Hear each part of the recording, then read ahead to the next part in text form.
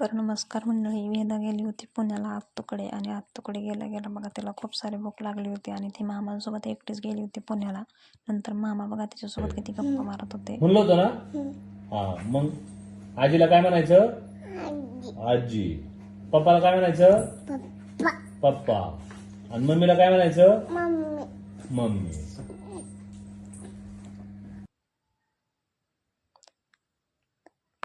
आणि मामा तिला असं दम देत होते की कोणाचंही नाव वगैरे घ्यायचं नाही, सगळ्यांना आजी बाबा पप्पा मम्मी वगैरे असं बोलायचं. नंतर मग ती गेली ती खाली फिरायला गेल्यावरती येताना छानशी पपई आणली होती तिच्यासोबत आणि छान पपई कापून मग पपई खायची होती. तिला खूप भूक लागली होती खालून परत खेळून आल्यावरती.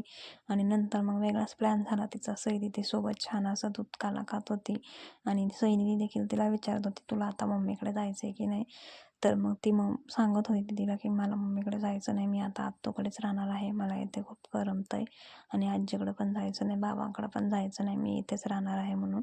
असं तिचं सगळं चाललं होतं खेळायचं काम. आणि नंतर मग परत दुसऱ्या दिवशी छान अशी रेडी झाली आणि आत्तूसोबत असं हाय वगैरे बाय वगैरे चाललं होतं. नंतर संध्याकाळच्या वेळेस त्यांना जायचं होतं तुळशी विवाहासाठी.